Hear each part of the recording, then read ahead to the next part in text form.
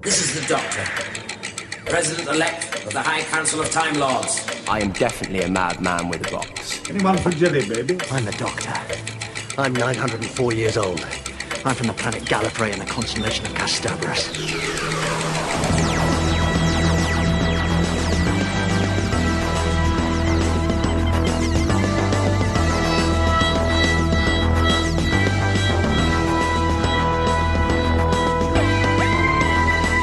Hey Who fans, and welcome to the Big Blue Box podcast. My name's Gary.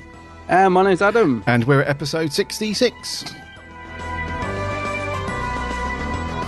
Order 66. 66. I hope you guys are all well and had a fantastic week. We are ready to rock and roll with our Doctor Who news, and then we're going to get into our review of Face the Raven. And we've also got a cheeky little competition for you as well to celebrate 52 years of Doctor Who being on TV. Yeah. Which is cool. Very cool. It's very cool. I don't think we say cool enough. No. We should probably say that a bit more. It's very cool. I think we should put it in the actual podcast name, actually, the Cool Big Blue Box podcast. The Big Blue Box podcast of cool. Yeah, cool. Of coolness, yeah, cool. No, we do say it a lot. Yeah. We do say it a lot. It's become habit. Yeah. We had a rolling habit, didn't we? That went through some of the early shows we did together. I think it was like 8 or 9 episodes on the bounce. We said one day. Oh, one day I should. Yeah, the Hartnell speech. Yeah. And the thing is, you do say things over again. I mean, I was listening back to one of our podcasts last week, and I kept hearing, when you pick up on something, you notice it all the time. And I think I say a lot, so I'll be like talking to you, and I'm saying so we go back there, and and I was thinking, stop saying Yeah. But you don't hear yourself doing it. It's weird, isn't it? Yes. Cool. So that's cool. How have you been? I've been very well, thanks, mate. What have you been up to? You've been travelling, haven't you? Yeah. I haven't had much Who going on because I've been in Prague the last few days, drinking very cheap beer. I was very tempted to stay. It was like £1 a pint over there, so it was great. But I've been doing a lot of walking and sightseeing and all that sort of stuff, and yeah, it's all been good. I got back late last night, so yeah, I'm still a bit blurry-eyed, to be honest with you. But yeah, it's all good. Not much Who in my life for the last few days, because obviously I've been over there, and they only had one channel on the TV over there in English, which was Sky News, which was depressing. So yeah, the only Who thing I've had going on in this week is I ordered the Unique Extinction box set from Big Finish. Oh, you did order it? I did. Nice I one. wanted to get it because I was a little bit paranoid that it will go up next month, won't it? Normally once they've past the pre-order month, they go up. Yeah. And I think it doubles in price. I think it goes up to £40, and I've heard really good things about it. And I looked at it and I thought, yeah, it's got Osgood and it's got Kate Stewart, so £20. I'm just gonna get it, and you get the download straight away. So my plan was to buy it and listen to it while I was in Prague. But of course that went out the window. So so I've got the download. I expect Big Finish will ship the set to me when they're ready. And yeah, so it's got it. But unfortunately, I haven't had a chance to listen to any of it yet. Right. But I am kind of excited about it. I've heard good things. Please, praying up to the gods that Big Finish send this to you in a timely manner. Oh, if you'd have seen me last night when I got in, I was like a little 10-year-old brat when I got in last night. I was so tired. And I am waiting for a couple of things. Oh, no. And there was a package on the table, and I thought, I'm waiting for these free subscription gifts from, what's that, the Doctor Who comic? The Titan people. The Titan people, yes. Yeah. I'm waiting for their free gifts, and they were supposed to be shipped 2 months ago and never arrived, and they've resent them, and that was 3 weeks ago and still haven't arrived. So there's a package on the table.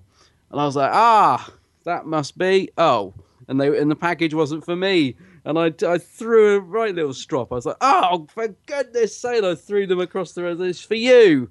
Oh. I was furious, I was. But there we are. There we So, go. yeah, it's not, I don't know. It's not just Big Finish. Yeah, I don't want to have to reach for that rant jingle. No, not yet. No, it's all good. Not where it concerns Big Finish, anyway. Not for a while. No, hopefully it won't take 2 months. Yeah. So, yeah. So what about you, mate? What have you been up to? Me, since we last spoke? Since we last spoke, not too much Who stuff. I've watched Well, I had a package arrive. That was for our competition, which we'll come on to in a little while. That was good. I'm quite. That's one of the things about when you run in a show like this and you do these competitions. It's like, do I really want to give this away? Very jealous because I want to keep it for myself, but we won't do that. So that was a package. Been looking Can I into just say that's why it's good that they arrive with you, because I'm such a hoarder. Oh, God, yeah. Nothing would ever leave this house if it arrived at me. So it's a good job they come to you. That is a good point, actually. Yeah.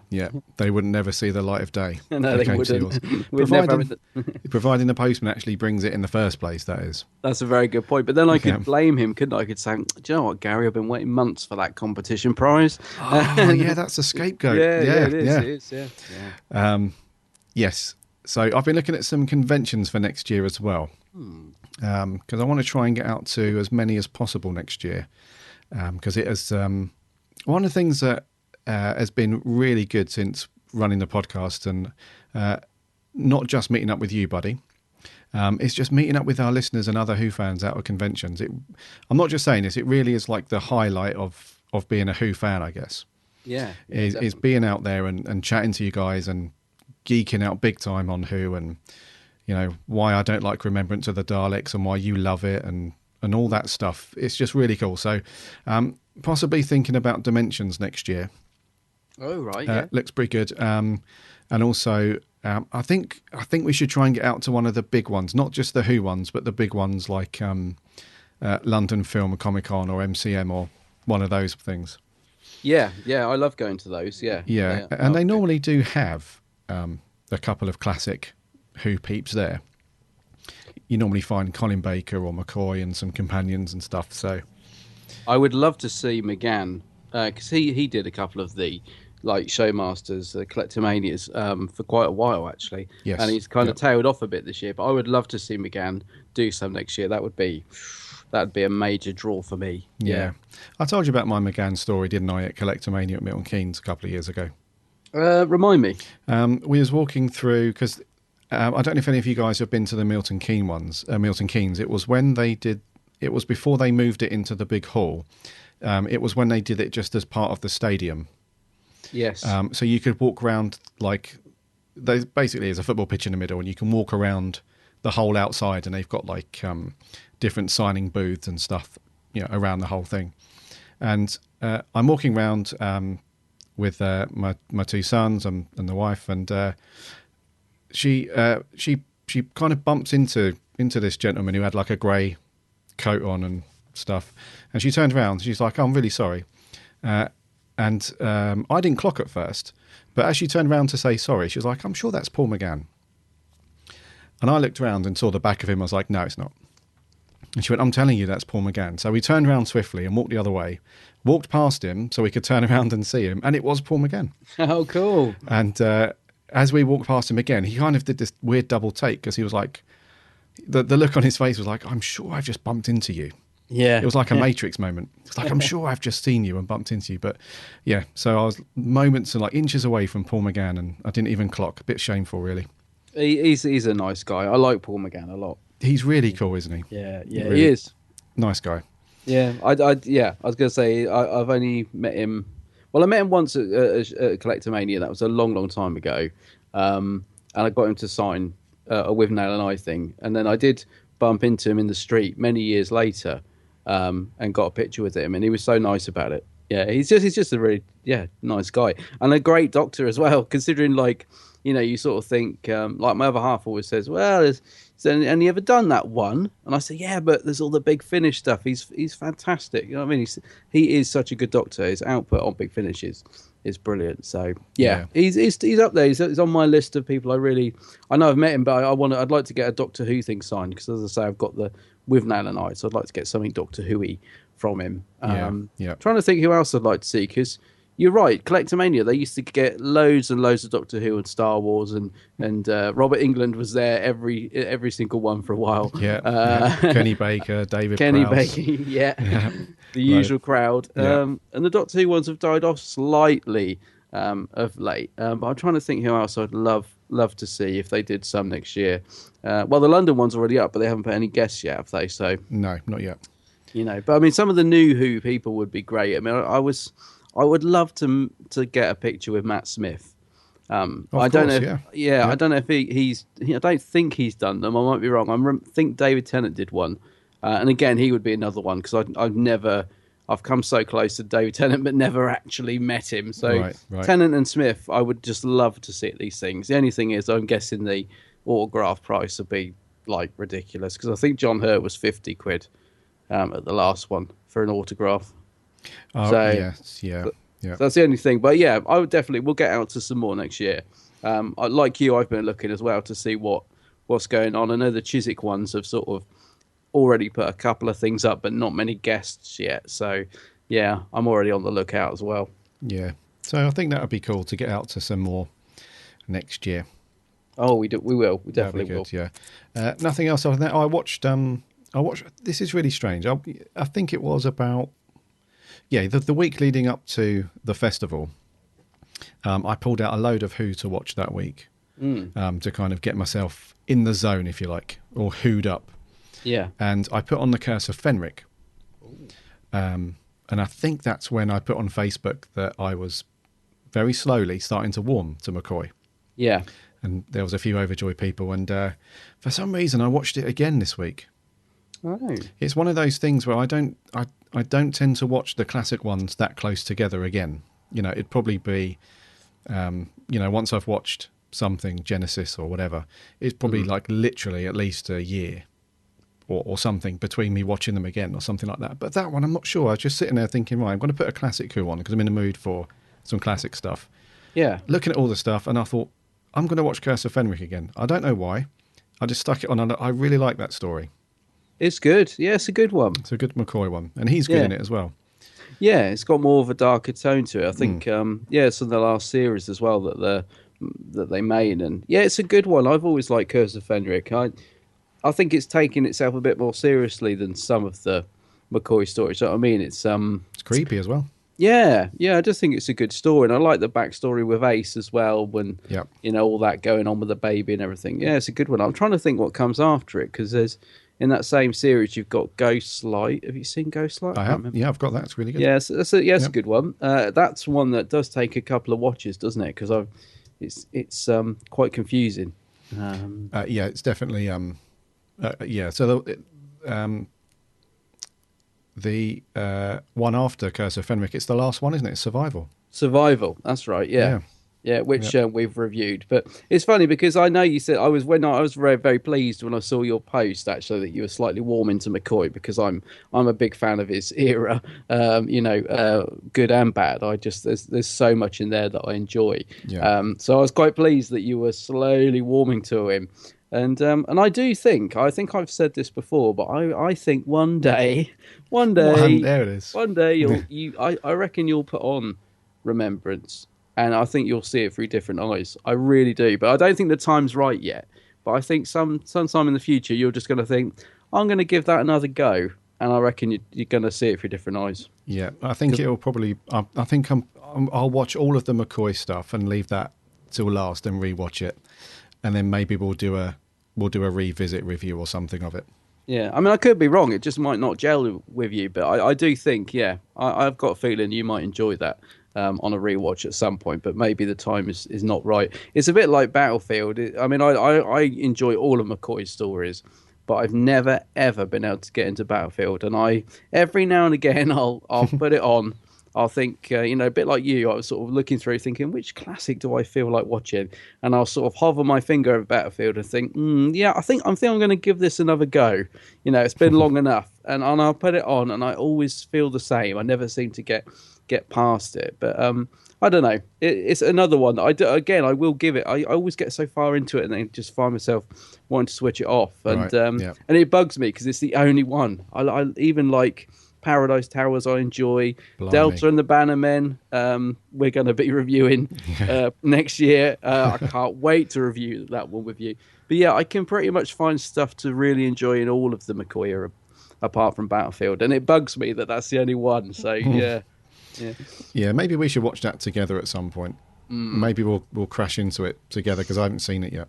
Yeah. It'd be an interesting one to review. I don't know. Something about it just doesn't work for me. But anyway, we'll do that one. But Delta and the Bannermen first, because I'm so looking forward to reviewing that with you. Yes, I've got that one. That's going to be a fun review. That one. Yeah, the bit where the Diddy men are in it is brilliant. Oh no, sorry, I've said too much. I was going to say not yet. No, I'm only kidding. They're not. So yes, warming to McCoy Good slowly, stuff. and his rolling R's and all that stuff. So yeah, that's all I've been up to Who wise. Yeah. So before we get on to the news, we're going to do our competition, and it is to celebrate Doctor Who 52 years now. 52 years. Yeah. Yeah, and there's no stopping it at the moment. Hopefully. No. So we have got a collection of 6 books for you guys, and it's the collection of books that have been written for Capaldi, the 12th Doctor, and they are The Crawling Terror by Mike Tucker, Silhouette by Justin Richards, The Blood Cell by James Goss, Deep Time by Trevor Baxendale, Royal Blood by Una McCormack, and Big Bang Regeneration by Gary Russell. Good writers there. Very good. So you can win all 6 books, and all you have to do is jump onto our Facebook page. There'll be by the time you're listening to this, there should be a post on there. We'll pin it to the top of the page. You just need to jump on there and give us tell us what your favourite Doctor Who story is and why. And originally, I thought, when I spoke to you about this earlier, I thought we'll just do it as TV, but it could be anything. So it could be your favourite book, your favourite Big Finish story, your favourite TV episode, whatever you want. Just tell us what your favourite Doctor Who story is and why it's your favourite. And we'll pick a random winner and announce it on next week's show. Yeah, excellent. Good luck with that, guys. Good luck indeed.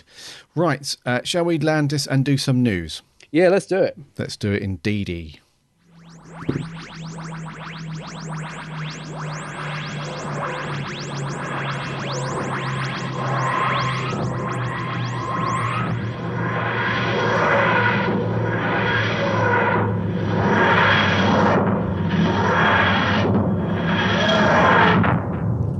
First up in news this week is pretty much the reason why we're doing our competition. Doctor Who has been on our screens for 52 years, which is quite the achievement. It really is, actually, when you think about that. If you just let that sink in for a minute, that is a big achievement. 52 years. That's huge. Yeah, it is good. Yeah. It's amazing. And a lot of people do say it quite kind of nonchalant, really, these days. It's like, yeah, you've been on for 50 years. It's pretty good. But like you say, when you actually take a step back and realise how long that is, that's quite incredible. Is there any other show I think it's Coronation Street, the only other show that's sort of outdone it, if you like. Is there any other programme that's lasted this long that you could think of? Yeah, I mean, there is... there are long, running shows out there, but in terms of... in terms of especially sci-fi, it's I think it must be the longest show in terms of sci-fi. But yeah, I can't. I mean, Corrie is a really long one. That's been on since when was that? That was like. Oh. Well, that's what I'm thinking. I mean, I'm sure listeners out there are probably screaming at us again. But so that's what I was thinking. I can't think of many programs that have had this longevity. Blue Peter's been on since 19. So, well, yeah, Blue Peter's been on for 55 years. Has it? Yeah. Wow, I didn't know that. Okay. Yeah, so that's a really long one. It's funny because I was thinking about this the other day. Actually, I don't quite kind of know how my thought process got round to it, but I was thinking about Colin Baker, and I was probably thinking about my regeneration cell or something, and I was thinking about that story he tells where he watched the very first episode where he turned up at his mate's house and it was on, and he sort of leant in the doorway to watch it for a few minutes, and then half an hour later he was still stood in the doorway because he was so gripped by it. And I was thinking about that, and I was thinking, actually, when you think of that very first episode of Doctor Who, that back then in 1963, I mean, it was a phenomenal episode, I think. I absolutely love episode 1, An Earthly Child.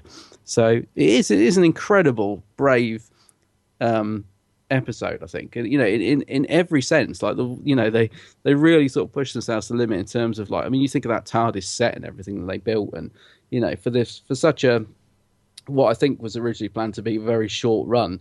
Now this is where fans will be screaming at me, but I think it wasn't like 12 episodes or something it was originally commissioned for.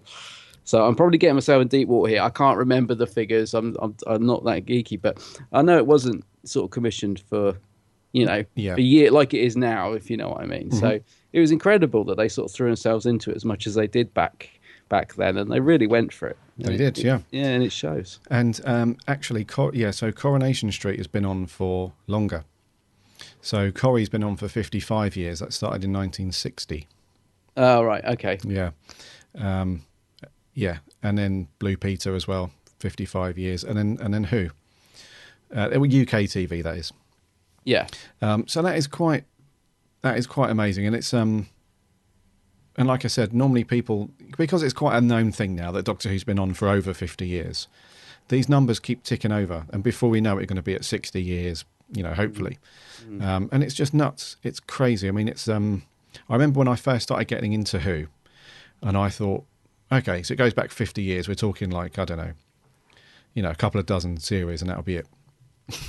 But, if you're a new fan of Who, and you want to get into all the classic stuff and you want to go back through the history and stuff, there's so much to go through. And you've got such a rich library of excellent actors and stories and all that stuff going back. It really is a good thing. And it's one of the reasons why, I'm getting a bit soppy here, but it's one of those reasons why I just love being a Doctor Who fan, because there's just such this huge, history spans over this long time, and you can just dip into anything you want. There's been like so many books over the years, and obviously all the TV stuff, and now we've got the Big Finish stuff, which is really good. It's just awesome. So 52 years on TV, it's quite the achievement. It is. And actually, you saying about, I mean, it's a bit like when I was looking back at the pictures for this article and stuff, and like you said, it's so varied over the years, and it's changed so much, and it's evolved. And like we were saying earlier about when you want to pick a classic to watch, you can sort of almost do it by what mood you're in, because each era is different. And yeah, it's incredible back catalogue. And I just was thinking, actually, you were saying about hopefully it'll never end and it'll go on forever and all this, but that did remind me while I was away this week.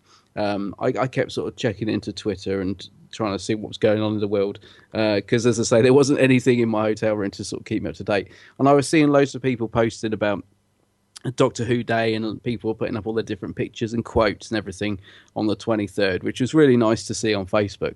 And I also saw on Twitter that there'd been some not protests, but there was something outside the BBC with Sophie Aldred, I want to say Joe Grant. I've forgotten her name. Katie Manning, that's the one. Okay. Katie Manning and Peter Davison were outside the front of the BBC, the radio. Well, it's now actually just the BBC, isn't it? Yeah. They're out the front there saying, the BBC, use it or lose it or something. Do you know much about that? Because I didn't really know.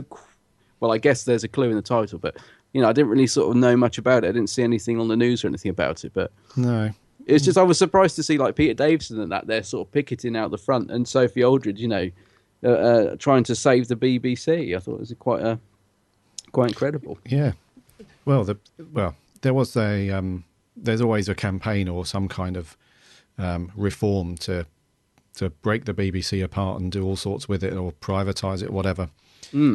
So it's quite a regular thing, isn't it, where you have quite famous actors who have been in BBC shows.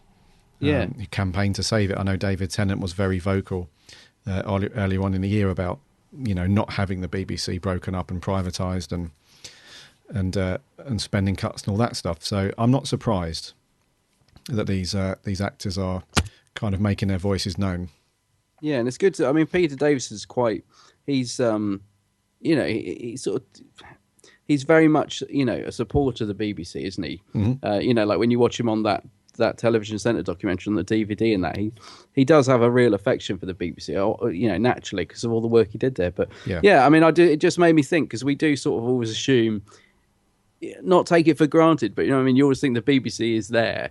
But yeah, you sort of never think of a time when it might not be. And I think Doctor Who's just one of those programmes that, we associate with the BBC, but it doesn't mean, God forbid, should the BBC ever go, it doesn't mean Doctor Who will go. I think it's just one of those shows that's, because of the format, could literally go on forever.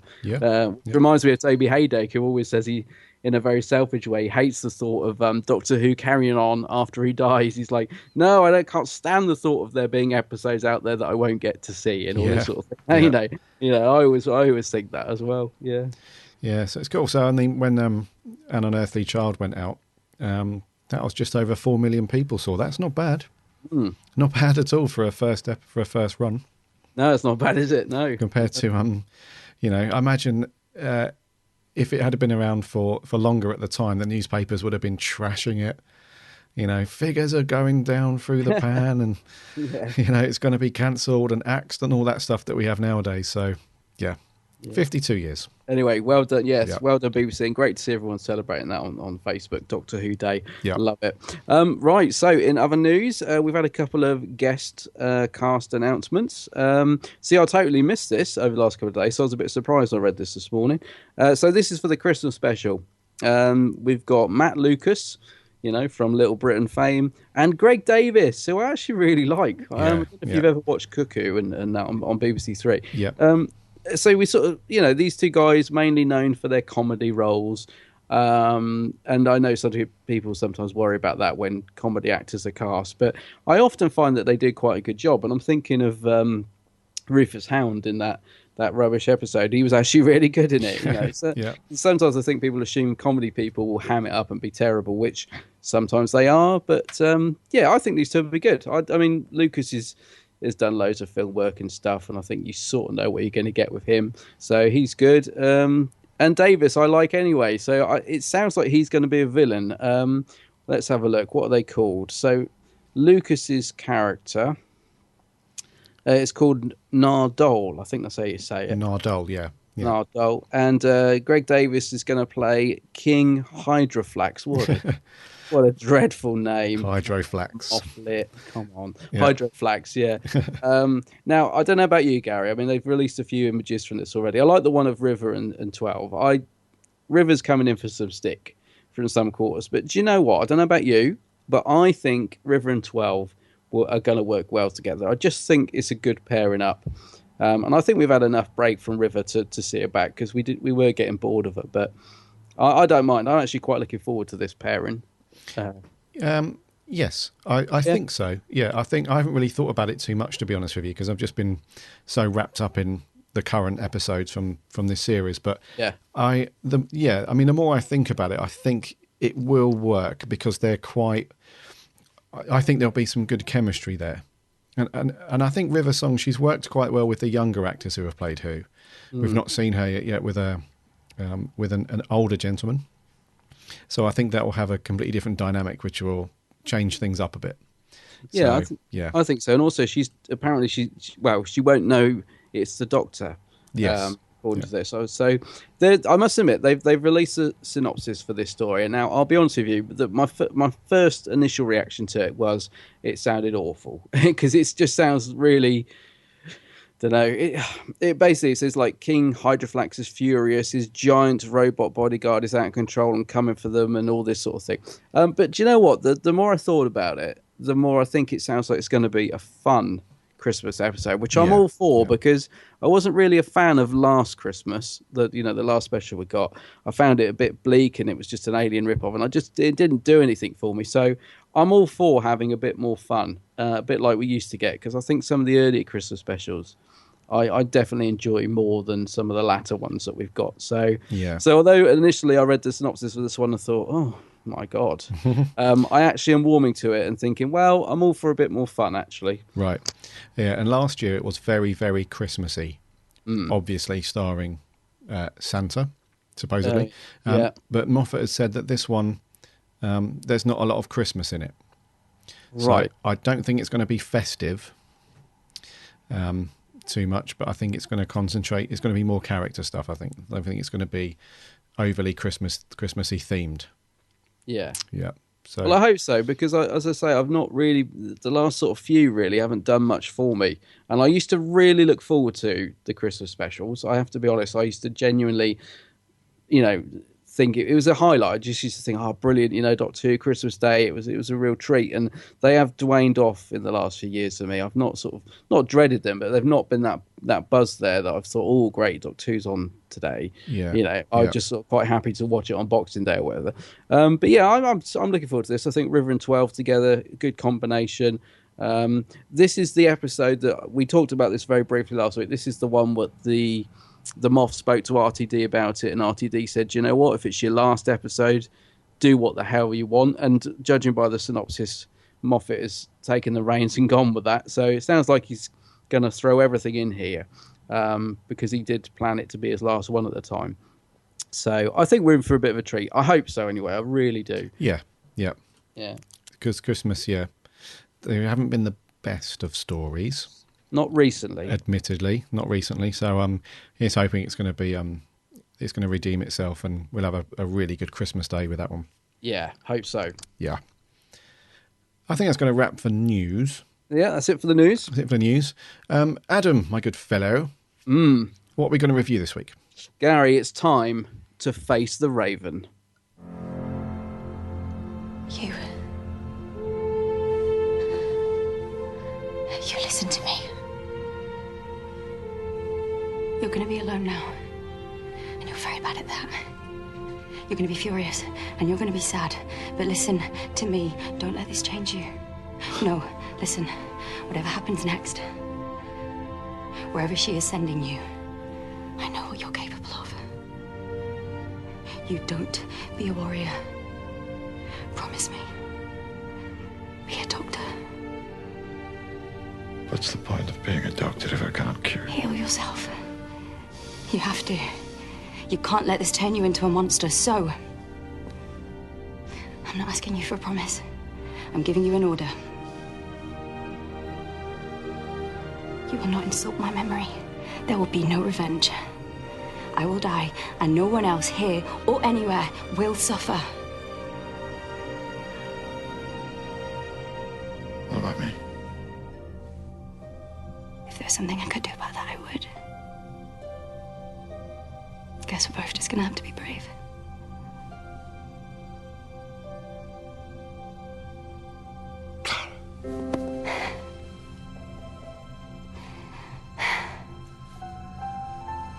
Everything you're about to say, I already know. Don't do it now. We've already had enough bad timing.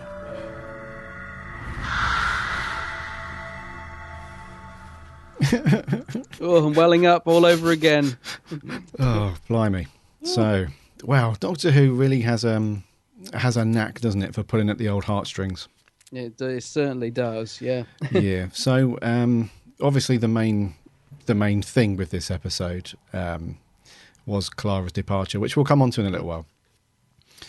So overall, this was the strange thing, wasn't it? Based on the previous week's episode of Sleep No More, which was meant to. So Sleep No More and this one was meant to be a two-parter, wasn't it? Well, I'm still confused about that. I don't know. Yeah, so it's not. So we can kind of discount everything from Sleep No More pretty much, because this is an isolated episode as far as I'm concerned.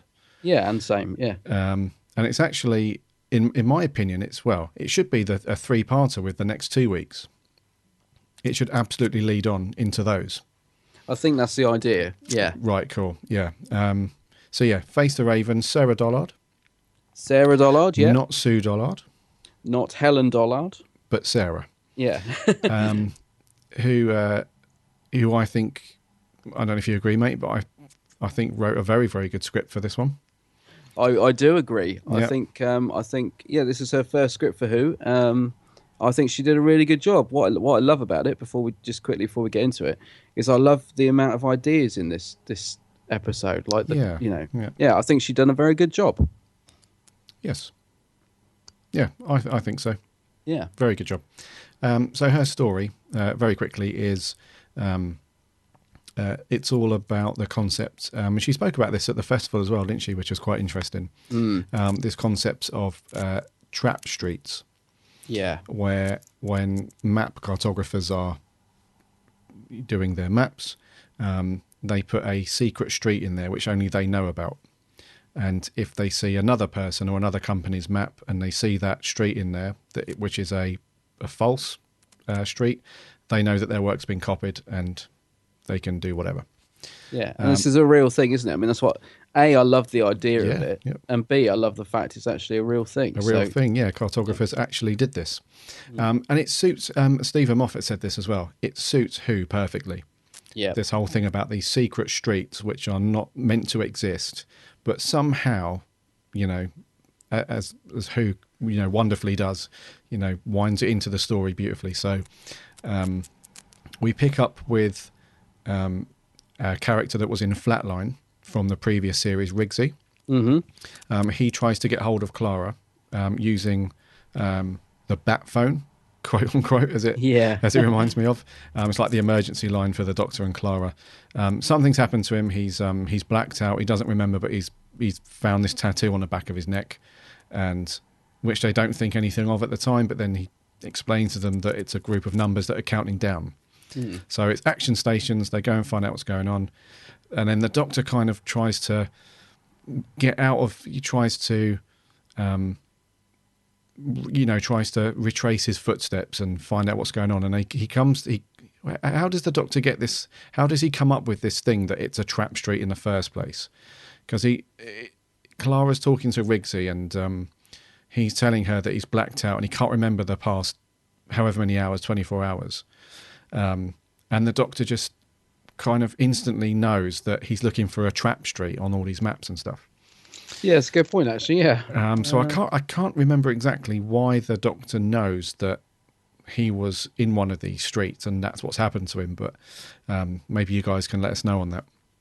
But yeah, they start trying to sort of track it down. They go to the sort of library and that, don't they? And start getting out maps. And I can't remember, but somehow they realise it's like you said, a hidden street. And Clara's the one who's like, well, it's a trap street. And Clara seems to know. I'm thinking that because the tattoo on his neck must be some kind of alien thing. It's not a human thing.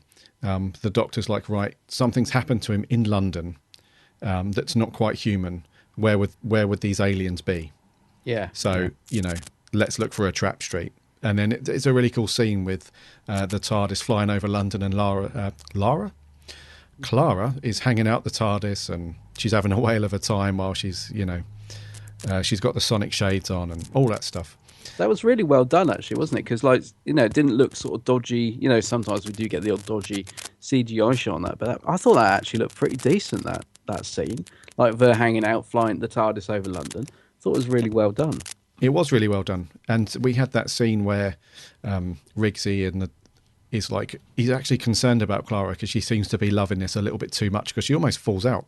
Yeah, she's become reckless. She has become reckless indeed. Anyway, they find this trap street, and it turns out that it's kind of like a retreat, a secret retreat for these aliens who just want to, be out of the way and not be bothered. And we find out that the person running this retreat for these aliens is actually me, or a shielder, whichever way you want to say it. Yeah, it's like a sort of refugee camp, isn't it? A refugee camp, yeah.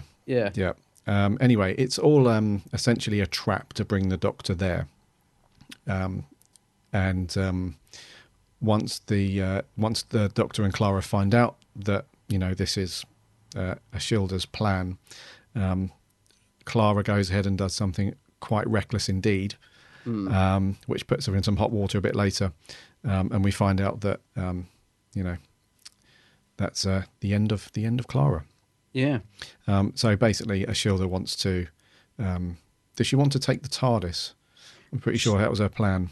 She's made a deal with someone, hasn't she? And we don't know who. Yes. It's basically to get the Doctor.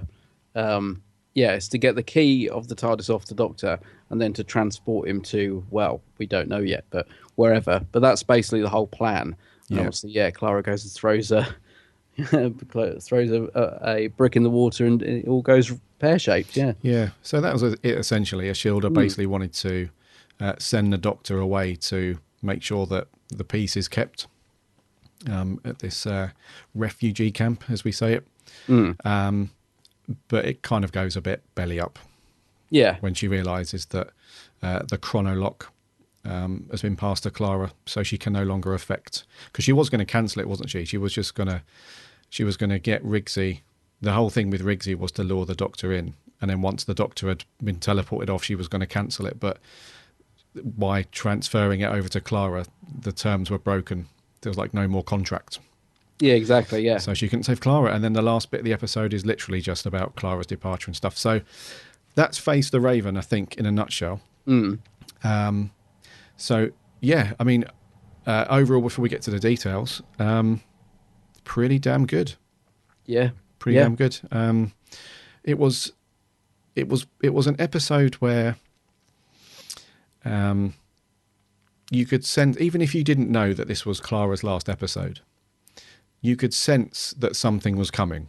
I think it was cleverly written where there was like these little moments where you could tell that Clara was really, really pushing, you know, when you say that she was being reckless and stuff like that, you could tell that she was very much trying to emulate the Doctor. Yeah. You know, and by emulating the Doctor, she's not really understanding fully the consequences of what happens, because, you know, the Doctor, as we know, has this knack of having a plan up front, but you don't know that he's got a plan, if you know what I mean. Yeah. He kind of he seems to know the outcome of things before we actually see it, and that was his plan all along. And on the other side of the coin as well, he's very much a get himself out of any situation quite easily. And I think Clara tries to go down that same road where the bit where she's hanging out the TARDIS and she nearly falls out, and Riggs is like, she's loving this a bit too much, and the Doctor's like, you know, you have no idea, sort of thing. Yeah. So you can tell, not just from the Doctor and Riggs' point of view, but we can all see as well that she's heading down, she's going into this place where she's trying to be like the Doctor, but she hasn't quite got the chops yet to pull herself out of any situation and have a forward-thinking plan, even though she thinks she does. She's not the Doctor, you know, essentially, and she's become very confident.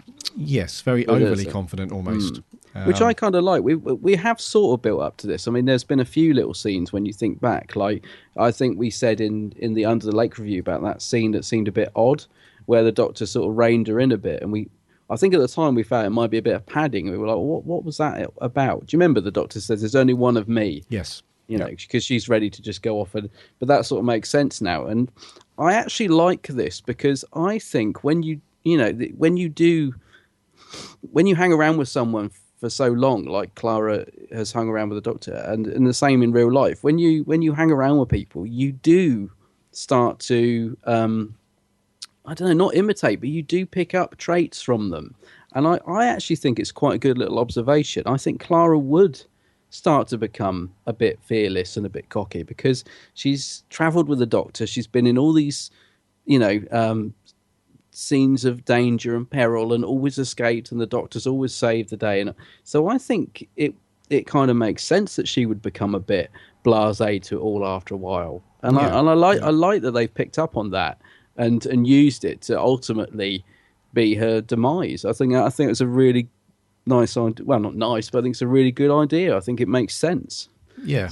It's like a natural kind of progression for her character because she's been through so much, and even though she's been through a hell of a lot with the Doctor, she's still there and she's still going. So she probably has got quite a lot of confidence about her at the minute. You know, she's like, well, I've been through so much and I've come through it all. You know, she's almost got like a sense of invincibility about her. Yeah, and she's always sort of thinking, well, what would the Doctor do? And she thinks that's what he would do. She thinks, oh, he's so clever. And she thinks she's got it worked out in her head, doesn't she? That, what is it? Well, if she takes the countdown, she thinks that you know, there's no way that she's going to die because it's all, you know, she sort of thinks of it the other way, that she's broken the contract so it can't work and all that sort of thing. And, you know. And she's also got this, this kind of constant safety blanket of being with the Doctor because a couple of episodes in this series where something has happened to her, she's immediately turned to the Doctor and she's been like, we can fix this, right? fix this. So she's got like the doctor, he provides a bit of security. So where something doesn't go quite to plan, she knows that he can just sort it out and, on to the next adventure. Yeah. And which is kind of what she's banking on, really, because she takes this chronolock off of Rigsy with the intent of, so that's you saved. That's me, doing the good doctor bit. I've saved you.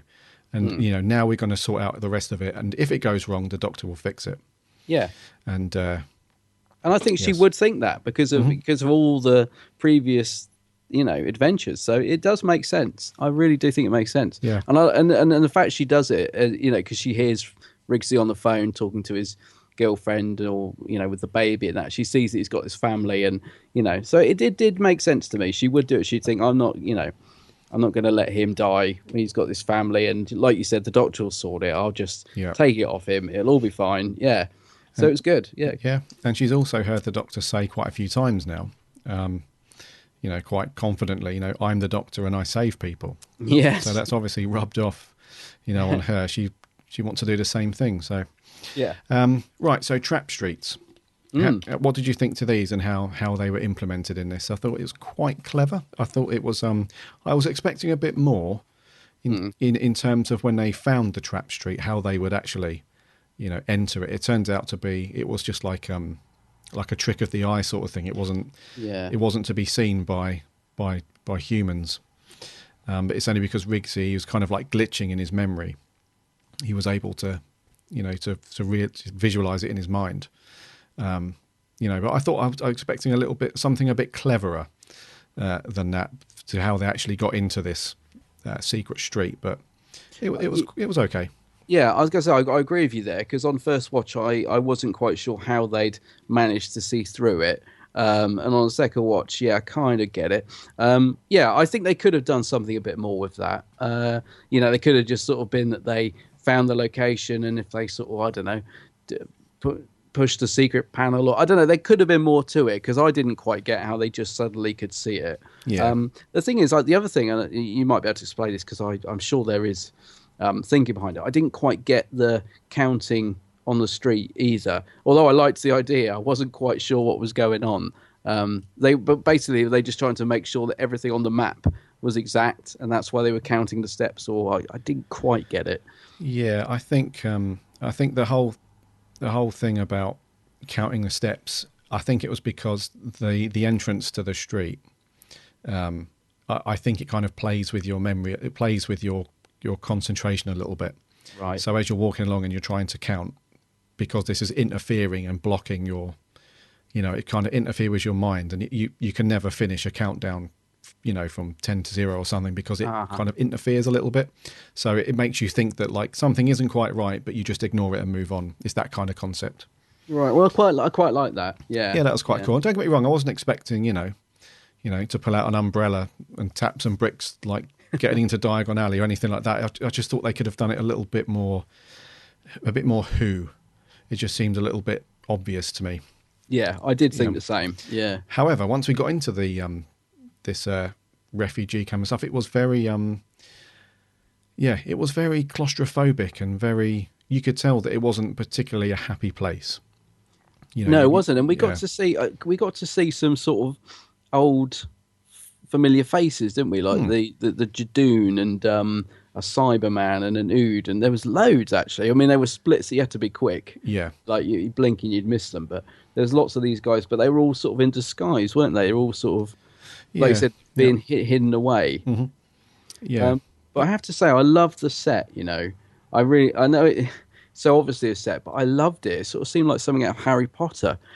Just the way it was lit, and I don't know, something about that, just that little street scene that I just really liked. It felt cozy and, like you said, but also a very dangerous place to be. And yeah, there were some dodgy characters lurking around on the street, and it all added to the atmosphere. I thought that was really well done. Once you were actually inside this trap street, it was really well done. And then we obviously got Ashildr, who was made herself mayor of this little, whatever you want to call it. Hard to believe she could be any more cocky than she was last time, but she managed it. Yeah, she Yeah, let's talk about Ashilda then, Maisie Williams, because there's been a lot of divided opinion about her. A lot of people have said that she's brilliant, and she's great, and, they love the character, and they also love Maisie Williams, and, she's a fantastic actor and stuff. And I can agree to a point.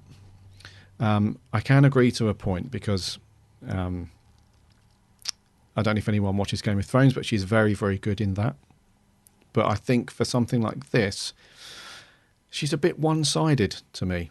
I don't see much of a dynamic performance from her. She's very much I'm not sure. She doesn't seem to have much character about her. She's got this, very steely, blank, the guards are always up kind of feel about her with this character. But there wasn't anything that once I'd finished watching and thinking, wow, she's really a great actor. She's good, don't get me wrong. I thought she was quite good, but not really setting the world on fire like some people were carrying on, and certainly not companion material.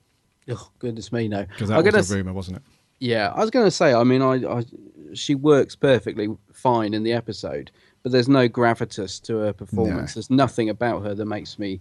I don't come out of the episode going, God, Maisie Williams was brilliant this week. Yeah, the same. Yeah. And some people were, and that's fair play. I mean, I don't watch Game of Thrones, so I can't compare her, performance. But no, just for me, she was fine in this. I mean, she was written to be quite unlikable. I think by the end of it, because it's kind of, it's down to her that Clara dies, you kind of hate her. But it kind of works because the Doctor is so venomous at the end that you just love it, that she's like, she's really sort of timid and all sorry for what I've done. But yeah, I mean, she worked in the episode probably better than she did in the other two for me personally. I wasn't a fan of her in the two-parter she was in particularly.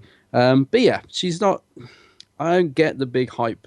And I know one of our listeners, Mark Harris, hello Mark, if you're listening, don't smash your... do not smash your audio device. I know you really rate Maisie and you think...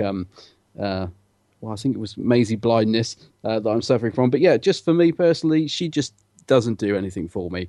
But I kind of think she worked better in this than the other two, in the fact that she was meant to be unlikable and you kind of sort of think, oh, you've overstepped the mark here. Because the thing is, she's playing a very smug character in this.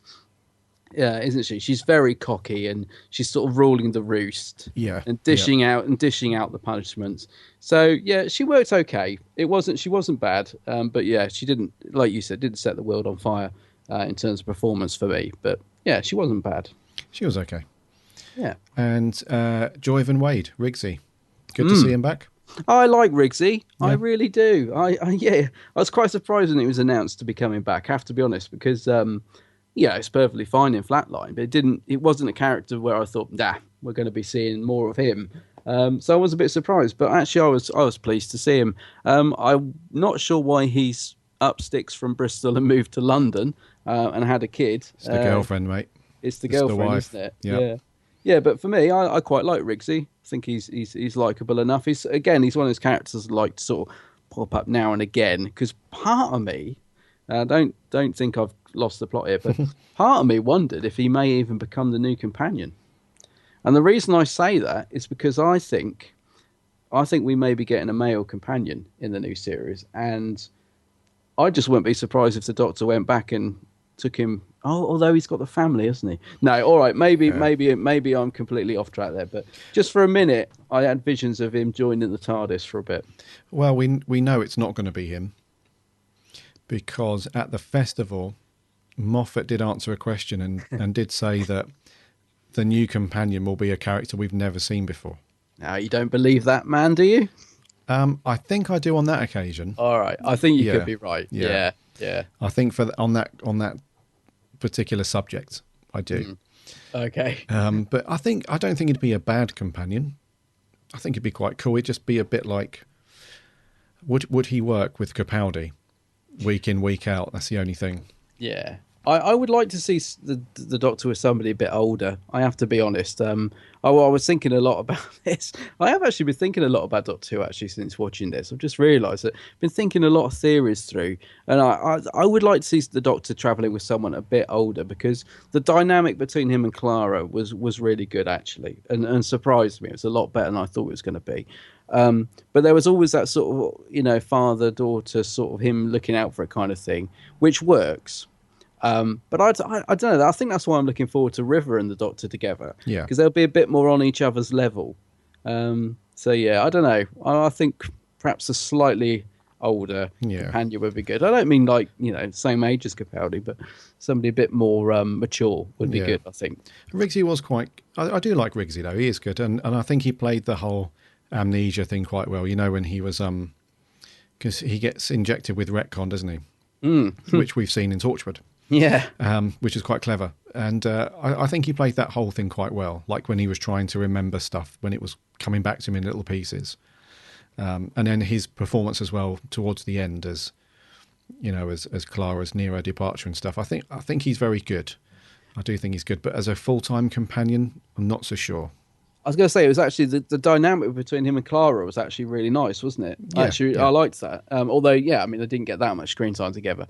But yeah, no, Rigsy, yeah, perfectly, yeah, good. He just was a nice addition to this episode, and it could have been a bit cluttered when you think about it, because there's so much going on in this, like with the Trap Street and the refugee and the Shilder and Rigsy and Clara's death and everything.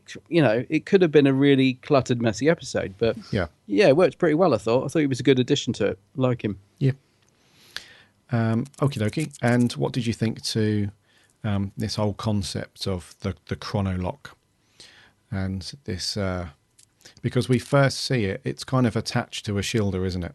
It's like a tattoo that's on her and it moves and stuff. And what did you think? I like the countdown. I thought it was a nice idea having this tattoo that's you sort of marked for death, basically. Yeah. I like that idea because he's been accused of committing a murder, and that's why he's got this thing on his neck. And clearly it's a Shilder that set all that up, isn't it? We realised by the end. Yeah. But yeah, I like that idea. I think it's just, you're marked for death and it's counting down. Yeah. So it tells you how long you've got left to enjoy yourself. It's a good idea. I like it. Yeah. It's I like the name as well. The actual the thing that's summoned that's normally apparently normally appears as a raven, the Quantum Shade. Love it. That's quite cool, actually. Oh, it's something about that. Yeah, I love that raven. That it is the perfect metaphor for death. I think this black raven, and without jumping forward too much. I mean, when Clara was giving her speech, and then they would sort of, every now and again they would just cut back to that thing squawking and coming. Yeah, it works brilliant. It's just a perfect metaphor for death is coming. Yeah, it's really eerie and love it. Yeah, it was good, and I really enjoyed the. I quite liked that. You didn't really know how kind of severe or how or how threatening it actually was, because one of the other people who lived in the street, because there was that scene, wasn't there, when a Shilder could have saved this alien that had broken some kind of one of their laws, and she could have saved him, but because she has to give this impression that she's laws have to be obeyed and there's punishments have to be done. We actually see that alien who reaches zero, and the Raven just takes him out, and it's quite touching as well, because she's like don't run, stay with me, but he tries to outrun it, and it's just this horrifying scream. And so once you've seen that point, once you've seen that bit, and you realise just how threatening this chronolock thing is with the Quantum Shade, it's like, wow, this is that's when your brain puts it all together. When Clara takes the chronolock off of Rigsy, that's when you think, oh, that's for me. That was the point where I thought, oh dear, what have you done? This is going to be how it happens. And and it's, I mean, Sarah Dollard, I think she, like you said, there's lots of really cool things in this episode, lots of really good ideas. And that was one of the best ones for me, this whole quantum shade thing. It was just really well done. And, and that's what leads us on to Clara. Yeah, I was going to say, actually, I mean, that scene you just talked about just told you everything you needed to know. And like you said, as soon as Clara marks herself with death, you just know that is it. Yeah. And we've talked about, because obviously Clara's left, she's had a couple of sort of exits. Yeah. So we've said, however she leaves, it's got to be big. Mm-hmm. Now, what surprised me about this episode and what I really liked is that it wasn't, well, it was big, but it was still kind of understated. Yes. It wasn't this great big dramatic exit. I don't know, I can't really explain it. It wasn't, because we kept saying, how on earth are they going to give it impact after the sort of last few times she's left? What are they going to come up with? Yeah. And I think it was a brilliant exit for her, because she went out, saving someone, and it wasn't overblown. Although I do think the silent scream bit, maybe it was just a tad over the top, because it is when I first watched it, the bit where she's doing the silent scream. Mm-hmm. I did kind of imagine that could be memed quite a lot because of the way it was done. But I think it was a really good exit. I have to say, I think it was quite difficult to find a way to sort of have a proper impact after all the sort of exits she's had already. So it was good. It wasn't. It was a nice simple idea, I suppose, is what I'm saying. Rather than sort of thinking she's in a spaceship crashing to Earth and it's all going to kick off. It wasn't any of that. It was just she's marked for death. It's coming. I'm going to say goodbye. It was a very sort of almost underplayed exit, and I really, really liked that much more than I thought I would. Yes, and I think that's indicative of Stephen Moffat's writing in a way, because I think if this had been a Russell T Davies episode, not to say anything negative about his writing in previous Who, but we have had a habit of going a bit melodramatic and a bit, very, very much dragging out the emotions and going through it, and a big build up, like we saw with Rose, and David Tennant's departure and stuff like that. But when we saw Matt Smith regenerate into Capaldi, it was like a split second. Yeah. We did have a little bit of a speech from Matt Smith, which was thoroughly deserved, and was quite cool, but it wasn't that long. And the regeneration into Capaldi was very, very quick. So it was very much a case of, right, yeah. And it was the same thing, like you say, with Clara. It was quite understated, quite quick. There wasn't like a huge build-up. The entire episode wasn't dedicated to Clara's departure. It was literally in the last 10, 12 minutes, really. And we got a nice speech. I mean, it was. That's the thing. You're right. It didn't drag on. I mean, we got a nice touching moment between the Doctor and Clara, which is the clip you played in. And that was it. And you just kept seeing the Raven coming. And I think it was brilliantly done. And I wonder, because it's surprising that the Moffat didn't decide to write. I mean, I'm sure he's had his hand in this, because he's been co-credited as writing some of the stories this series, but this one is totally, it's credited to Sarah Dollard. Doesn't say co-written by Stephen Moffat, but I'm sure he's had his input. I think he said at the festival, actually, they kind of gave her this list of things that got to be in it. Yeah. But it is surprising that he chose to hand over the departing of such a character that he's had so much input in sort of developing to someone else. So it makes you wonder how much of that ending was written by Sarah, how much of it was Stephen's idea, or what. But do you not think that's surprising that he didn't write her exit? Yeah, I do. I think it's surprising that he wasn't a co-writer on it, considering how important this character is. Yeah, her departure is a big thing to fans, because we've said it over the last couple of weeks that she is a very popular companion. There's a lot of love for Clara. A lot of love. So you would have thought that he would have been on there to make sure, but even though he's not co-writer, I'm pretty sure he had a hand in that final speech, because it's very, very similar to Matt Smith, where he has a little speech for a few minutes, and then it's quite quick that he's gone. And it's almost the same. She has this little speech for a couple of minutes, and then she's out in the street, and before you know it, she's gone. So it's very much a Moffat little bit, if you know what I mean. Yeah, I think so. Yes, I think he was all over it, and yeah, And the Doctor's got no choice but to do, because one thing that did strike me is she's kind of just left in the street. The Doctor just walks back in because he's got that thing on his arm, the teleporter. yes, Because I kind of just thought he's just left her dead in the street. But I guess he's got no choice, because what else can he do? You know, he can't go and pick her up or whatever. He's kind of just sort of simmering with rage. And that bit where he turns to Ashilda and says, I think, you know, she wasn't trying to save me. She's trying to save you, because the universe is a very small place. So, you know, watch out when I'm angry. I was like, that was shivers down the spine. I was like, whoa, he's boiling now. Yeah. He's really ready to, because he's just kind of accepted it, isn't he? He's like, right, Clara's dead. What's this? You know, who has summoned me? Whoever they are, they better watch out. So you better just teleport me up there, because I'm ready to sort this out. And I loved that. I was just like, whoa. yeah, You know? yeah, and it was really nice to see, because overall, I thought Clara's departure was, although it was very sad, it was well done, and like you say, I quite liked the whole understated way it was done. Some felt it was too understated. I know a lot of people said it was a bit. They were disappointed, but I think that was the point, to be honest. It was the point, yes, Yeah. and it needed to be, and I think it was that way because she's come close to going a couple of times before, you know, and it also needed to be. You know, we also need to be reminded that the show is about the Doctor, you know, and although the companion is an extremely important part of the whole dynamic of the show, it needs to be about the Doctor still. And yes, so overall, I thought her departure was done really well. I quite like the understated, underplayed way it was done.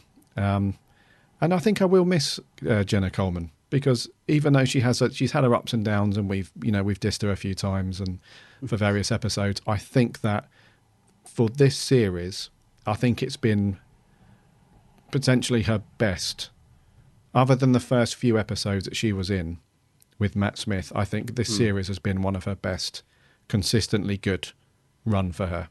Yeah, she's worked incredibly well with Capaldi, I think. I've really enjoyed Clara.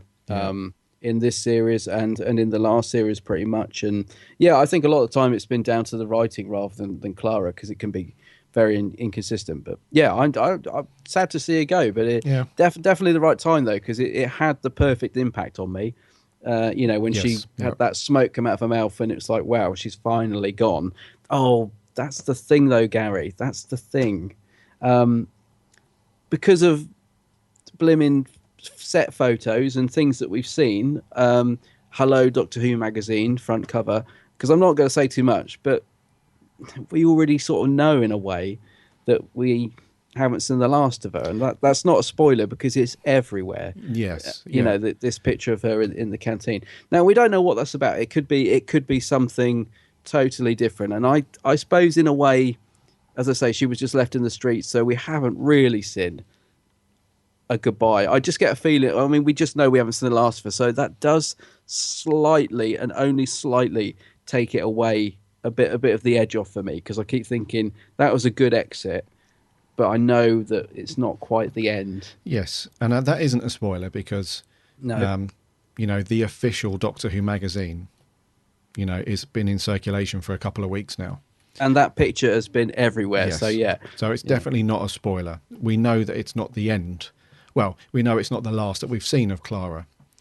Well, yeah. Of Jenna Coleman. I mean, we don't know what that picture's about. It could be the Doctor going back in time. It could be anything. Yeah. It does intrigue me. It does really, really intrigue me, like what that's going to be about. Yeah. But it did slightly take the edge off, because I was watching it thinking, brilliant exit, but all the time I was thinking, but is that the end? Is that the you end? Know, yeah. So but I am very intrigued by it. So it is a very minor sort of gripe, if you like. Yeah. But that's the thing. I mean, it's just so, you know, I think that is the thing I've thought about this whole series, is the BBC or the publicity people have been giving too much away. I've thought this whole series, it's fine to get pictures and set photos and stuff, just little tidbits, but they've been giving quite a lot away, I think. Yeah. I mean, agree. you've only got to look at the photos that have been released for next week's episode, which I think give way too much away already. So, you know, Anyway, don't want to go on a rant, but yeah, it did just slightly take the edge off for me. But I'm curious to see what it's about. Yeah, sure.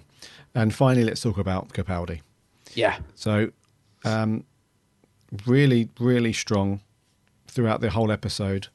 But the scene with Clara when she realises that she cannot escape the Raven, the whole point of the episode, and his reaction is awesome because we had that up and down. So we had that, and I don't want to take away anything. It's not that I don't want to mention like the first 3/4 of the episode.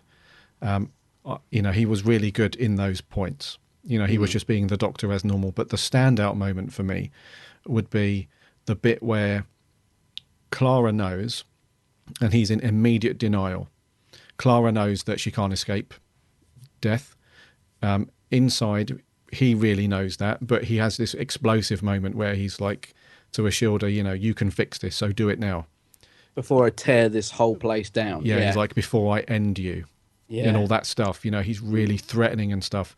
And then Clara calms him down, and he has this moment where she's like, don't insult my memory, and don't be this guy. Don't be the one that's just going to be, a knee-jerk reaction and raise hell. I want you to be better than that. And then she goes, and then we have that moment again where he's just like, wow, he means business. Like you said, whoever's behind this and whatever's caused it, bring it on. Yeah. And that's such a good line as well that he says to Ashilda, like, the universe is a very small place when I'm angry. Brilliant. Really, really good. So that last bit with the Doctor is almost like in the Zygon, in the towards the end of the Zygon inversion, where he has that amazing speech. That whole scene. It wasn't quite up there with that, but it had that very same feeling, like you thought, right, this guy, it means business. Yeah. And he's in the zone, and yeah. So I really like. What do you think to Capaldi in this one? Yeah. I just echo exactly what you said, because it's very much about Clara's episode, and rightly so. But when the Doctor comes through at the end, it's it's just phenomenal, and I find Capaldi so engaging when he's like that, because they've lightened him up a bit this series, and it's just great to see him sort of flip back and be dark. And the start of this episode, if you think about the start of this episode, it starts with them bursting through the TARDIS doors, and they're having the best time ever, and they're laughing and joking, and you see that very warm side to this Doctor's personality, which took a while to come out. If you think about Series 8, that's a very different Doctor to what we got through Series 8. It's this sort of, he didn't even want to be hugged or touched in Series 8, and now we're laughing, joking, and so he's really grown fond of Clara. That relationship's really built, and the parallel to the end of the episode is so good. Yeah, in that he's that has been cut dead, quite literally. Yes, and they've taken everything away. They, all the things that he's sort of fought against but gradually grown to love, they've taken away from him, and now he's just like a bit like Clara with Danny. Now he's just like, okay, you've taken everything. I don't give a damn anymore. You know what I mean? And that's kind of why Clara did what she did, because she's, after Danny's death, she's become much more blasé about stuff, hasn't she? Because she's like, well, so what? So what? And that's the Doctor at the end of this episode. He's like, right, bring it on. And it's I thought Capaldi was great. The scene with him and Jenna at the end, just brilliant. It's very unusual that we see the Doctor not being able to fix it. I mean, he was, when she, like you said, she realizes she can't escape it, and he's just absolute in panic, isn't he? Like quiet panic at the side of her, just trying to think, the clock is ticking, there must be a way out of it, but there isn't. And it's not very often that we see the Doctor absolutely helpless like that. And I just thought, absolutely superb. Him and Jenna together, just superb. Absolutely. Yeah, love it. Okie dokie, scores. Right. I think it's me first, is it? Or is it you? It is you. It's me. Yeah. Okay. I very enjoyable. Love all the ideas explored in this. A good send-off for Clara, I thought. And just the ending just tingles down the spine. I'm giving it an 8 out of 10. An 8. An 8, a very strong 8. Yeah. Okay. Yeah, 8 out of 10. Cool. I thought it was a great episode. I thought it was foreboding, and you knew something was definitely on its way, which wasn't going to end well. So I thought it was brilliantly written. I thought, seeing as Sarah Dollard, this is her first outing for Who. I thought it was a cracker for a first writer, and a lot of responsibility as well. So I thought she did a cracking job. And also, did you notice the guy who runs away from the Raven, the old guy, the Yes. old couple, and the other that guy played Luvic in Keeper of the Traken. Did he? Yeah. I did not know that. Luvic, yeah. Oh. Yeah. Oh, wow. Right. Okay. Well, that's nice. Yeah. I didn't know that. That was a nice little touch. So anyway, I was expecting a little bit more from a few places on it, but overall I thought it was really good. I'm going to give it 8.5. 8.5. Yes. I must admit, the only reason I didn't go any higher is because, like you, there's a couple of little bits. One thing I just wanted to ask you actually is I didn't quite get why Clara needed to hang out of the TARDIS. Although I loved the scene and I get the idea it should have reckless, I didn't know what she was trying to locate the street with the sonic shades. Yeah. Yeah. Yeah, that's the only bit I just thought, well, I'm sure the TARDIS has got enough technology for not to need to hang outside it. Right. But I didn't mind. I just it made for a nice scene. But there was just a couple of little bits like that just slightly took it away. And just one thing we didn't mention as well was the kid with the two faces. Oh, of course, yeah. Face of the head, which was a nice touch. I like it when we get things in Doctor Who like that are just an unusual idea, and the woman in that pod, stasis pod or whatever, and lots of great ideas in this, and the cracking first story from Sarah Dollard. There's loads of little things. It probably happens quite a lot in episodes where we just haven't got time to go through all of the little things, but yeah, that was a good concept as well. Rightio, what did you guys think to this one? And let's crack on with an audio review. This is Alex Kingdom. Hello, Gary and Adam from the Big Blue Box podcast. I just want to say thanks to you all because you guys have inspired me to make my own YouTube channel. I when I was younger, of course, but I've always been bullied for liking Doctor Who because people say it's a childish show. And then I found this group of amazing Whovians that just love Doctor Who. They don't care. I mean, you guys are like... You guys just inspire it, and you guys have inspired me to make a channel. Now, I don't think I can prolong this any longer. Face the Raven. Even though she's had a rough bit, we all have to say she's an absolutely fantastic companion. She has like, Jenna Coleman, the actress, has put her heart out for the show, and she will always be remembered in Doctor Who history. Not as the Impossible Girl, not as the person born to save the Doctor, but as Clara Oswald. Face the Raven overall was really fun, actually. I really liked when they were trying to find the trap street. I really liked Polly. The only thing that I didn't like was the Ishilda. She didn't need to be there. Like, why did she even do this? Like, she had this thing for the Time Lords, and I get that. But couldn't it have been any character? Because it just feels like the same old formula. Ishilda's betraying the Doctor. I give Face the Raven a 9 out of 10, and I love the bit at the end with Rixie spray painting the TARDIS. Goodbye!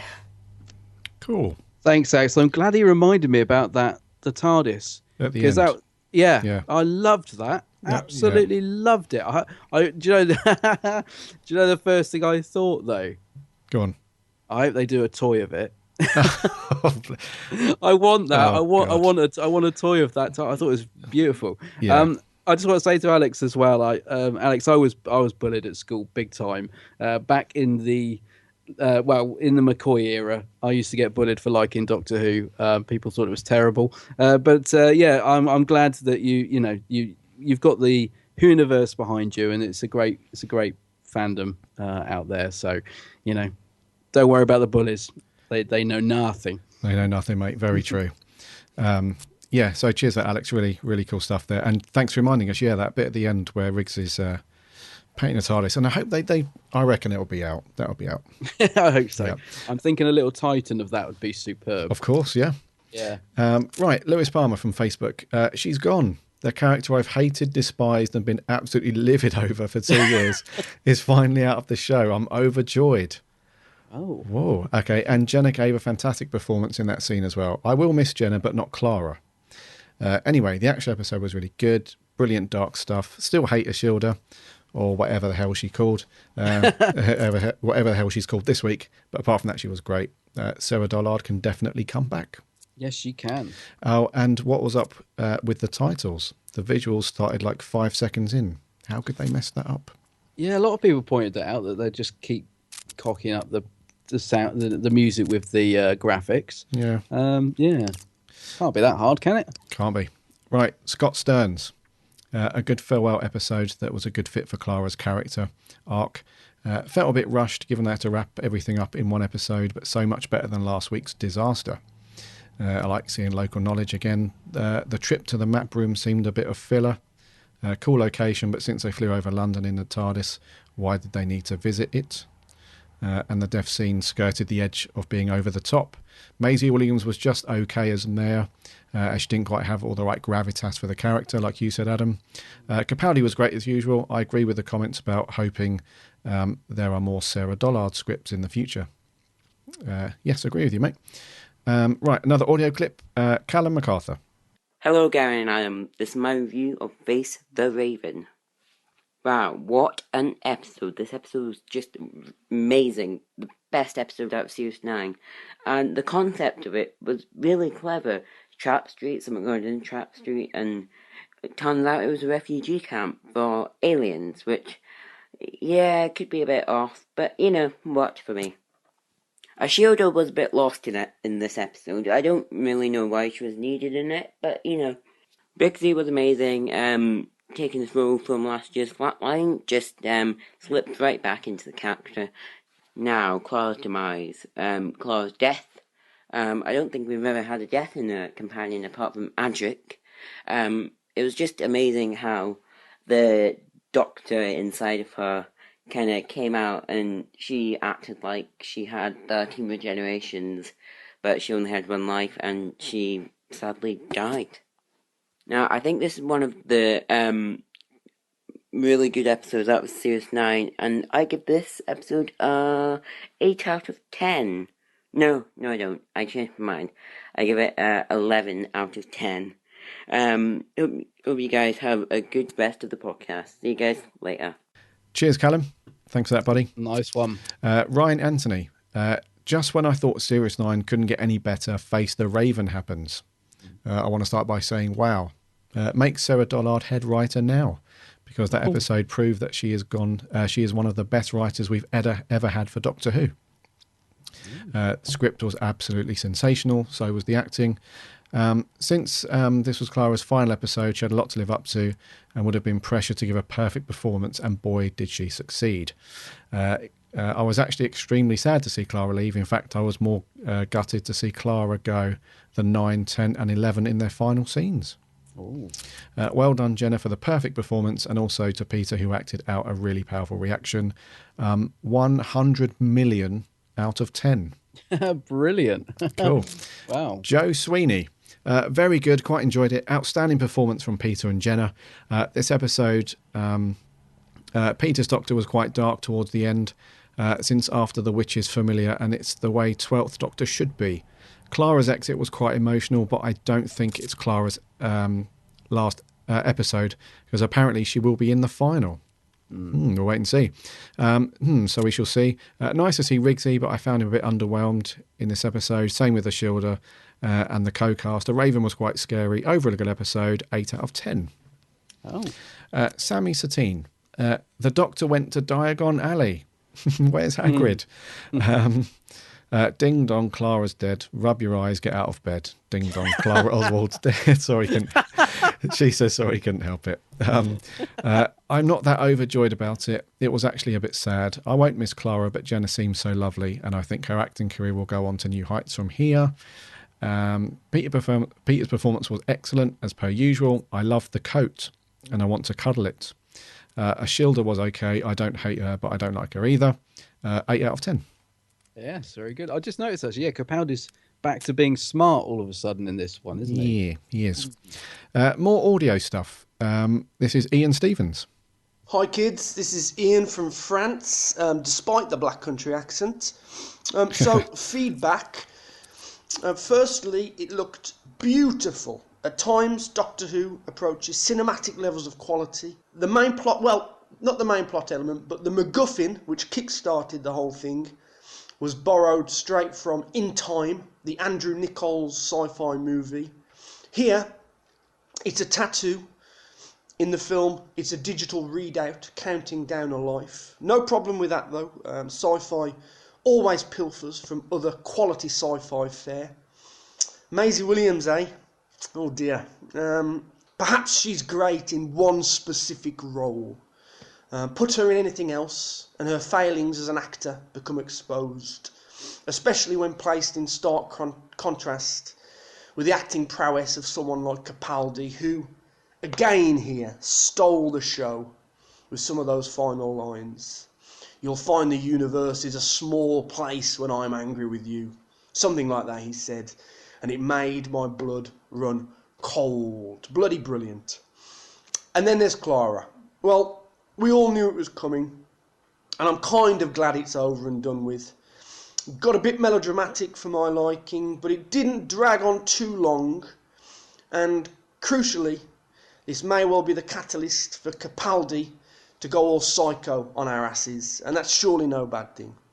A decent episode then, if not excellent, but it certainly sets up next week's episode nicely. I liked it. 7 out of 10. Ok, c'est suffit. Je parti. À bientôt, mes amis. Thank you very much, Ian. Thank you, Ian. Yeah, and thanks for pointing out about the In Time thing, because I knew I felt I'd seen the countdown thing sort of format before, but I couldn't think what it was. Yeah. Excellent. I agree with him a lot on what he said as well. Yeah, cheers, buddy. All the way from France. Yeah, brilliant. Right, back to Facebook, Christopher Law. Without a doubt, a fantastic exit story for Clara. The concept of the trap street was a great one, but I do think that was sidelined in order to write Clara out. Not a massive fan of Clara, but throughout Series 9 she has really grown on me, and I must admit I'm sad to see her go.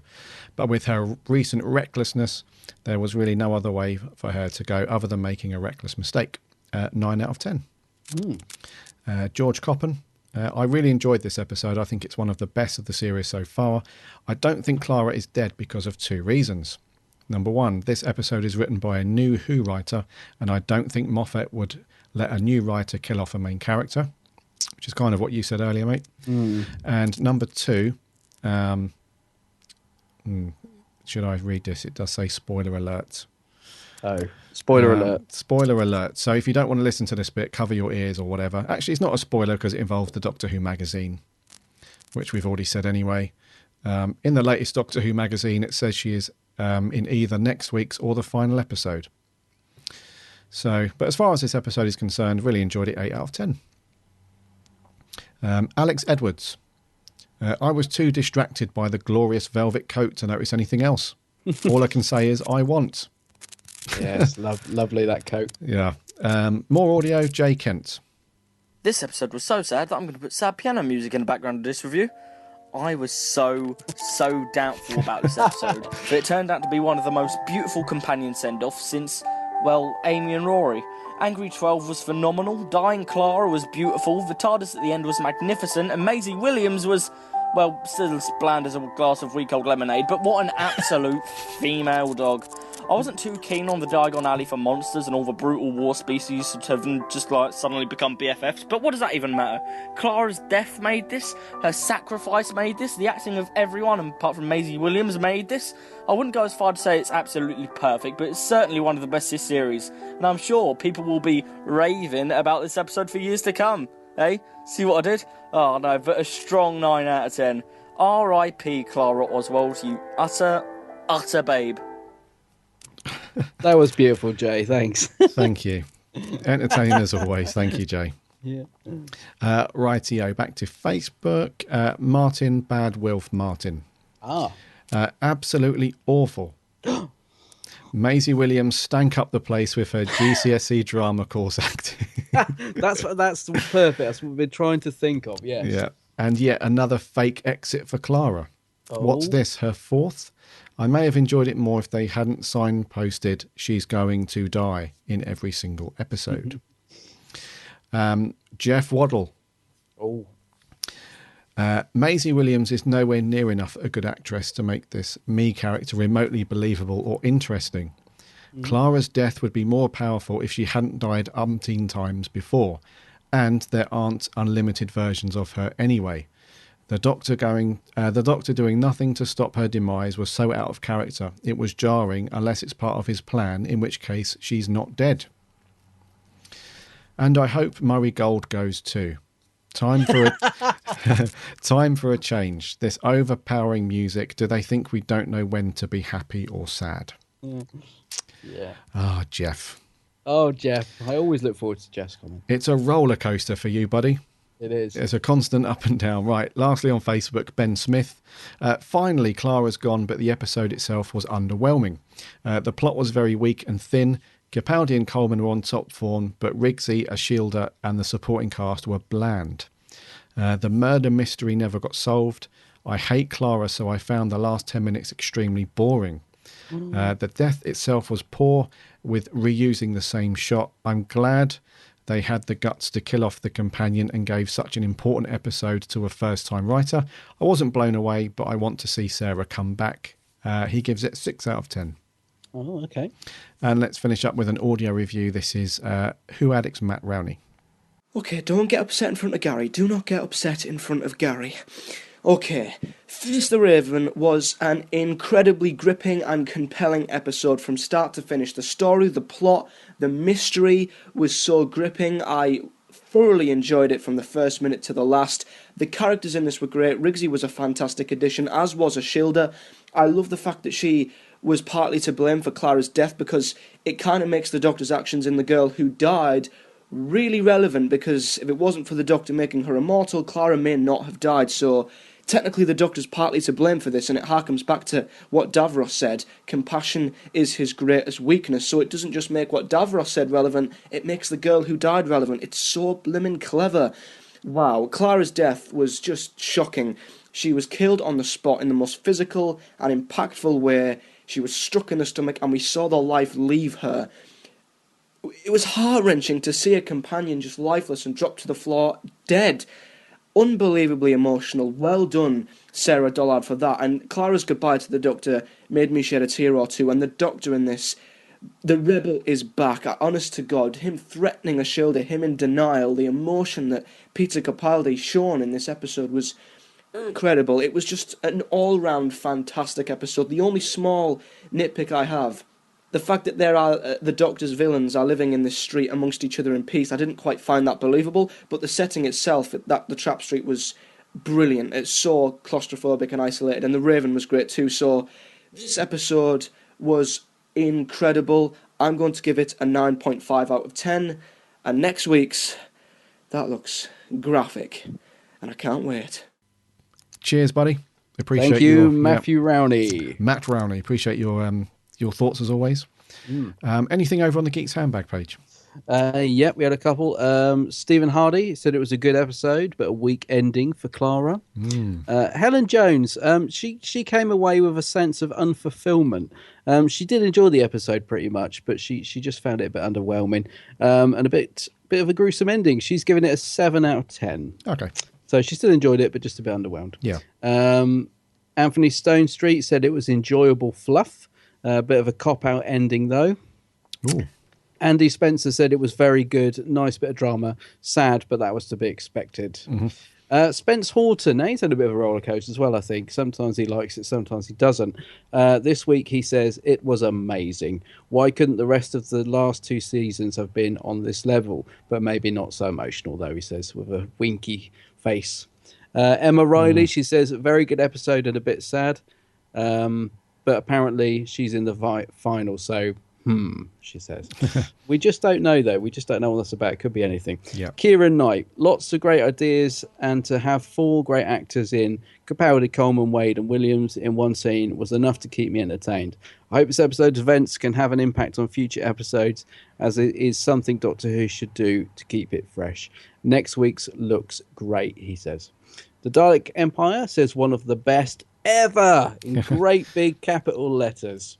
And that's it. Yeah, that's the last one. Yeah, sorry, the last comment was just from my cousin Harriet, who's just put a load of crying emojis. Oh. Yeah, so Harriet obviously found it quite moving. So, Okay. yeah, pretty much overall, good stuff, I think. There is something I wanted to ask you, though, Gary. Sure. We didn't really enjoy last week's very much, but we both enjoyed this week's. Mm-hmm. Do you think this story would have benefited from being a 2-parter? If we could erase last week's and have it as part 1 and this part 2, written by Sarah Gollard and Stephen Moffat, do you think that would have benefited it, or do you think it was just fine as a standalone? I don't think it would have benefited, because it was such a simple idea, you know, with Rigsy being kidnapped and can't remember, the Doctor solving what's happened to him, and as a result of that, you know, him being teleported off and Clara leaving. It's not. I think if they would have stretched it over 2 episodes, it would have been a case. It would have been one of those stories where it was like, is she going yet? Is she going yet?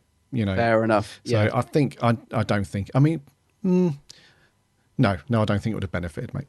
No. Okay, I just was intrigued. Yeah, because as I say, it was unusual that we've had 2-parters all the way up to now, and it's slightly jarring for me. But I think you're right. I think it would have just dragged out the death too much. We would have just been thinking, oh, next week she's going. Yeah. So fair play. Fair play indeed. Yeah, but good though. Good one. Yeah, it was a good one. So Face the Raven.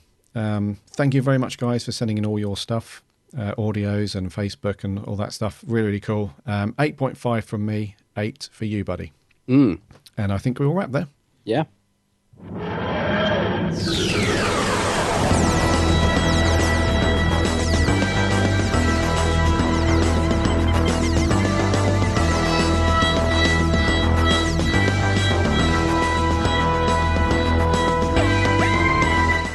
So that is episode 66 done and in the can. Thank you very much for... I know I say thank you a lot, but I can't thank you enough. You guys make the show. So thank you very much for all your thoughts and reviews. And those of you who are sending audio stuff, thanks for taking the time out to do that. Keep those coming, by the way. We really love those. But if possible, and I know we put this on Facebook and stuff, but can you please try and keep it to around a minute? Otherwise, I have to spend time chopping bits out and stuff like that, and you probably don't want bits chopped out. And I don't want to sit there chopping bits out either. Nobody wants any chopping done. No. So around a minute and a half if you've really got something mega important to say, obviously. But otherwise, yeah, really appreciate that. Very cool. Right, trivia. Last week we asked you, before his death, what planet does Adric say he wants to be taken to? And the answer was Pterodon. And surprisingly, nobody got that right. Oh, is there not many Adric fans out there? Come on, you got to love a bit of Adric. I like Adric. I must admit, I didn't know the answer though. I have to say, I genuinely do like Adric, but I didn't know the answer. Does he say this in Earthshock? Yes. God, I've seen that a million times. I just can't believe I didn't know it. So, oh dear. Yeah. Oh dear. Anyways, this week's trivia question: who reportedly told the Doctor that he looked better in a cloak? Oh. And I can give you a clue here, as we're celebrating the 52 years of Doctor Who, you need to go back to the first Doctor for this answer. So who reportedly told the Doctor that he looked better in a cloak? Send us your answer on Twitter or Facebook, and we'll read the correct ones next week. That's quite a hard one, I think. Yeah, good. I shall be mighty impressed with whoever gets that right. Yeah. Remember to enter our competition. If you jump over to Facebook now, you'll see a post there on the top of the page. Just pop your favourite Who story down, and we'll announce the winner next week and get that posted out to you. Until then, go on to the website www.bigblueboxpodcast.co.uk, listen to all the other episodes, and you can jump over to iTunes to subscribe, and Twitter and Facebook and all that stuff. And remember to check out Adam's channel, The Geek's Handbag, on YouTube and Facebook.